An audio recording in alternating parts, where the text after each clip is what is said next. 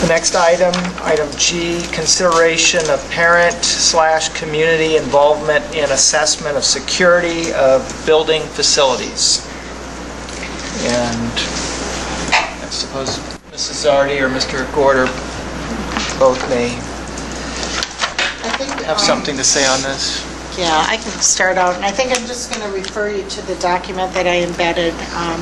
You know, it's been a little over a month since the events that happened in Newtown, Connecticut, and I think if you have been looking in the newspapers, you'll see that school districts across the state have taken time to re-examine their policies, their plans, their procedures, to ensure that they are creating the safest possible environment for students. Yet recognizing that the type of event that happened at Newtown is probably completely unavoidable if someone truly wishes to do that kind of damage. And I think it's important for us to reflect on the measures that the district does have in place. We have strong anti-bullying efforts within our schools, school crisis teams. Mr. Gorder is our district safety coordinator, so we have lots of safety plans. Our principals report to him. We have school safety drills. We have a very strong collaborative relationship with the police department, and we have policies in place that allow for sharing of information so that if we have a student in our school district who has had issues with law enforcement outside of the school, that is communicated with us, and we're also communicating with our police department if there are concerns that we have regarding students.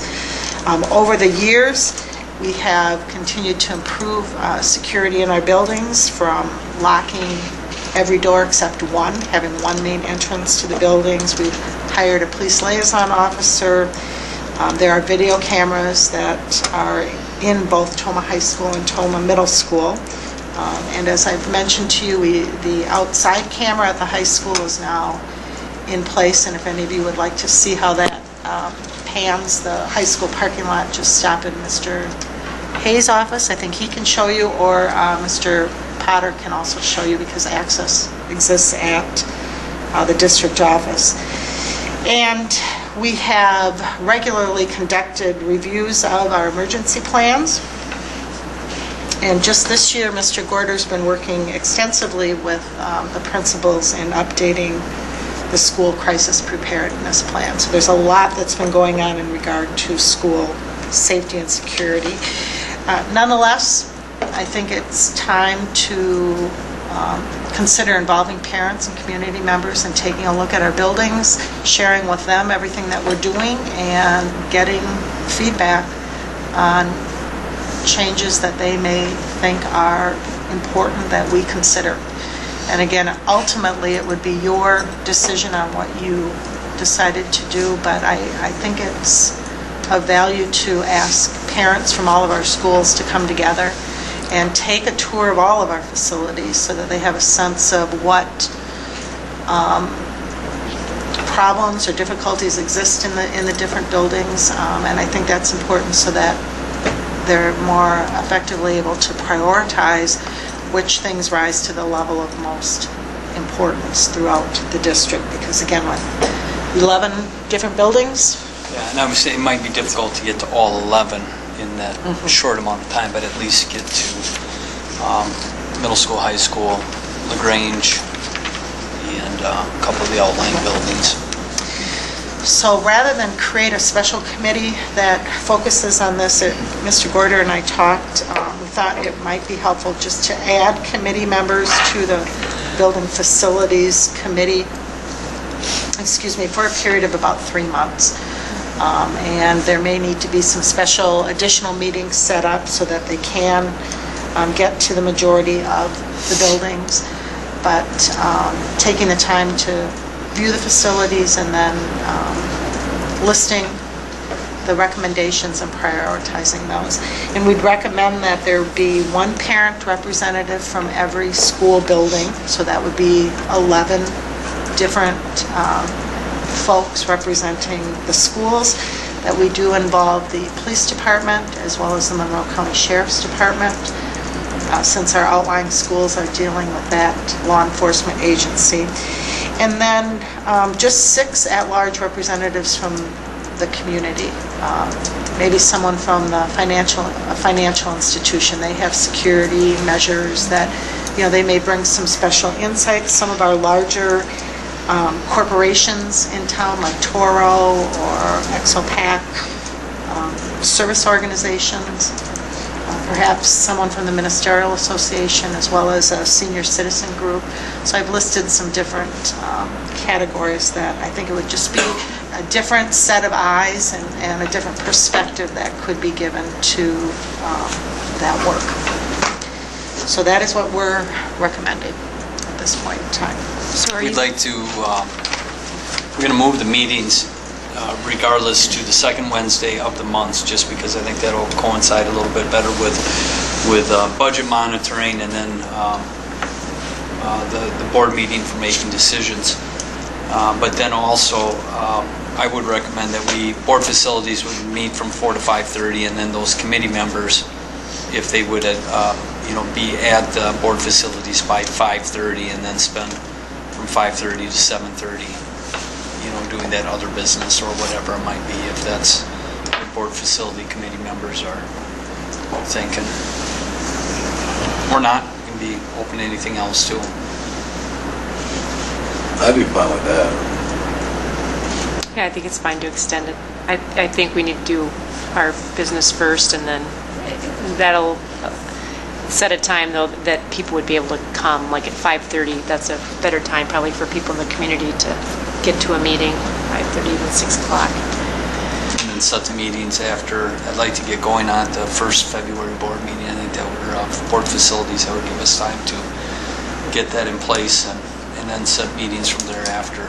This coincides, hopefully this work would be completed by about the May regular board meeting, because by May 26th, by state statute, we have to have our safety plans updated. So we started those safety plans actually about a year ago, and we're just kind of probably a little over halfway through with that updating.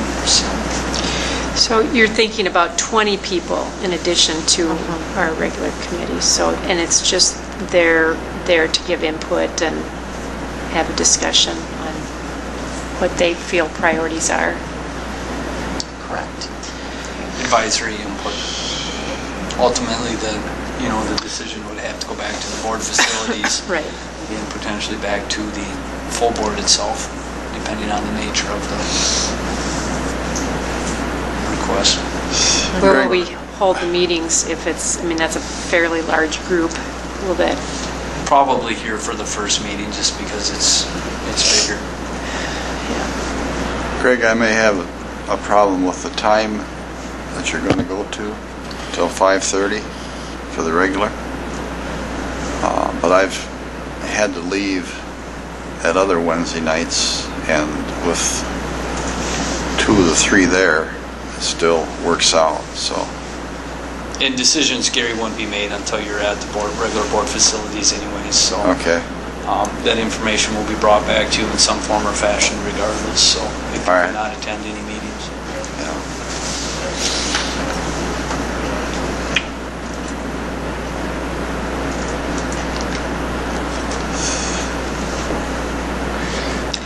Well, I'd look for a motion then, I guess, to approve this moved. proposal. Second? I was first. Gary's second. Who said? I got the second, I just couldn't hear the... I was first, sorry. Didn't say it loud enough. So we have a motion and a second to approve this recommendation to involve parents and community in the assessment of security of building facilities as presented. Any other questions or comments? Have you guys already started, like, do you have an idea of who you're looking for like a large corporation or Main Street business? No, I have not spoken with anyone, so I thought if you're looking at the second, we'll get something in, try to write something up in the Toma paper, get it on the website, asking for individuals who are interested. And if we don't. Is there any way to vet those individuals, though? I mean, you know what I mean? You don't want just anybody wanting to be on there. You want people who are actually Concerned? yeah. With some expertise. Yeah. Some guy's got a bunker in his basement, you know, I mean. Yeah. Why? Big car battery. Yeah. Or doesn't have one. Doomsday happens. I mean, you want. You mean you want to know how to build a bunker? Well, and I know, we've talked about the fact that we need, we could spend millions of dollars on security. And so the balance between keeping our students safe And common sense. still, right, having a common sense approach so that we can still fulfill our mission of student learning is critical. So the principals, I think, will have a good sense of who from their building would represent their building well.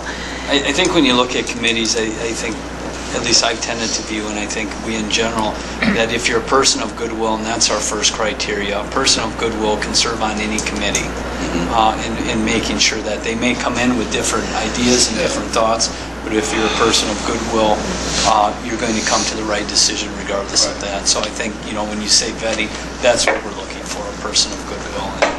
And we do need to be a little careful about vetting too much because, there's pros and cons to that too much. But I think if we can find that person of goodwill, we're going to be fine either way.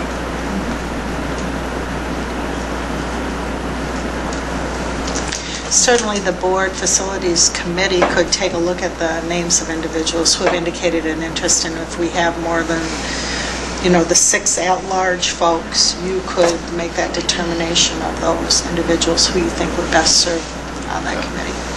Yeah. Does that sound Like good? that. Yeah. We may not get 6 from Yeah. community. I mean, we just have to wait and see. At large anyways.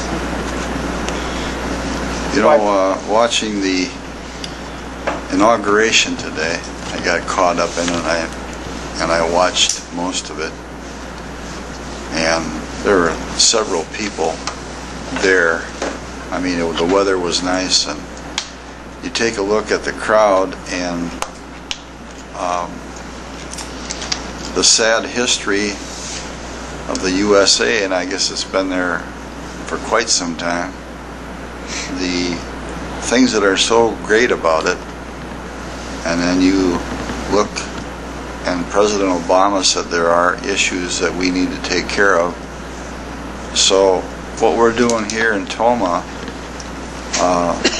you can bet that across the nation things are being stirred up to improve the situation, that so maybe we don't have any more new towns. Connecticut, that issue right there still sticks with me as far as what we need to do for security.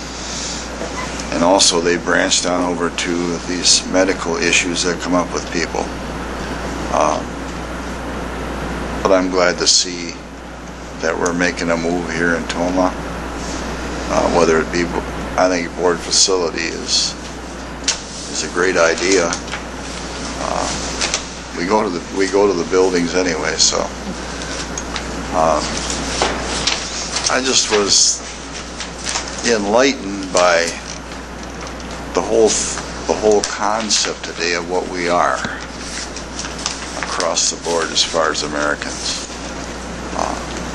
It's sad to say that some people don't view it that way.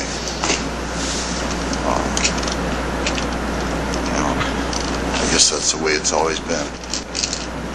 Something we have to fight through, but we made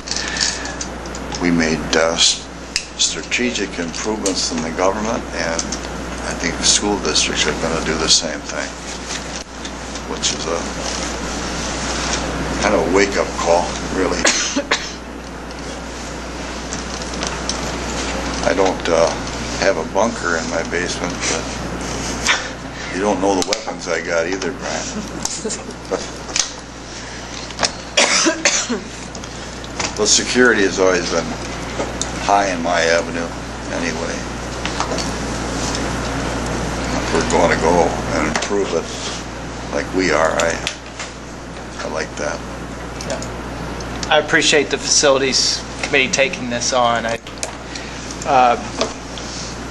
As Mrs. has already pointed out, there's a continuum between doing nothing and just turning it into a bunker, and I think whatever decision we reach, it should reflect some community perspective. So thank you for inviting the community in. I know for a fact we have a motion and a second. This time I remember. I don't know if you have it written down, Mr. Gordon. I know we do. I'm good. Any other comments or questions? All those in favor of the proposal as presented signify by saying aye. Aye. Opposed, say nay. So that proposal for parent community involvement is approved.